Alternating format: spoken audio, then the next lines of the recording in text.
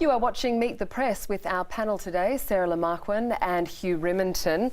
To you both, let's look ahead at the next couple of weeks. Critical, the last 2 weeks of Parliament sitting. Hugh, how do you see it playing out? It is critical.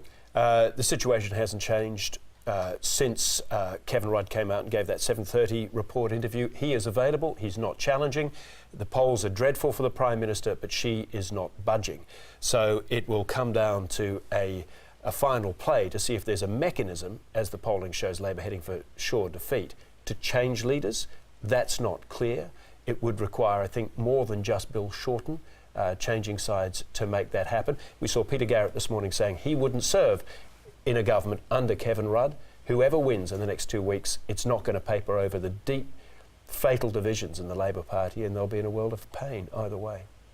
I think all this, endless talk of going back to Rudd, this talk of 50-50, I don't see any way that Rudd can actually win the election. There might be a very, very brief honeymoon period, but even a 1-month election campaign is going to be enough for voters to remember why they started to turn off him in the first place. And I think that the ALP at the moment is being driven by the self-interest of a handful of MPs who clearly think that they might win their own seats, not the general election, just their own seats under Rudd. And I think they need to start thinking about legacy. Now, Kevin Rudd was a Prime Minister for 2.5 years. Julia Gillard is almost at 3 years. So, yes, she's not popular. Yes, we know how it's going to end. But do they really want to go down in history as the party that installed the first female Prime Minister of Australia and then crucified her at the 11th hour? OK, let's talk gender wars. You wrote during the week, what's the crime in Julia Gillard targeting women? And then you were somewhat vindicated, if you like, later on in the week. Well, that's right. I wrote in response, of course, to Women for Gillard, which was met with what I called a hysterical reaction. And to be honest, on Wednesday, it genuinely felt like I was the only person in the country that thought there was maybe any merit to playing the so-called gender card. Even prominent feminists such as Eva Cox, for example, were belittling the Prime Minister for that approach. I think after the events of Menugate and then followed, of course, by the very offensive questioning by Howard Sattler, that people from all sides of the political divide have had to concede maybe there is something in this and maybe we have to accept that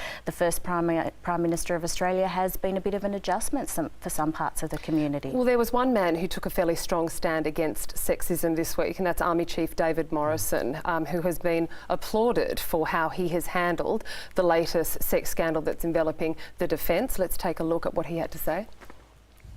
On all operations, female soldiers and officers have proven themselves worthy of the best traditions of the Australian Army. They are vital to us maintaining our capability now and into the future. If that does not suit you, then get out. You may find another employer where your attitude and behaviour is acceptable, but I doubt it. Some very strong words there, Hugh. You broke the sex Skype scandal back in 2011. How different has the response been to this scandal to back then? Well, Stephen Smith is dead right that the reaction last time among senior ranks was wanting, dreadfully wanting. I think what we saw from General Morrison, that video, by the way, is getting a big hit in the United States in their military circles at the moment. Such passion. Yeah, but and he's saying the right things. Is he just saying the right things? I actually believe he means it. Minister Smith believes he means it. I think there has been that shift. Everyone, in my view, has got to get behind General Morrison and what he's trying to do. But we heard from Kate this morning. She says it's not going to work unless you seriously protect whistleblowers. The people who will say this is no good. They're being asked to put up their hand if they see stuff that isn't any good.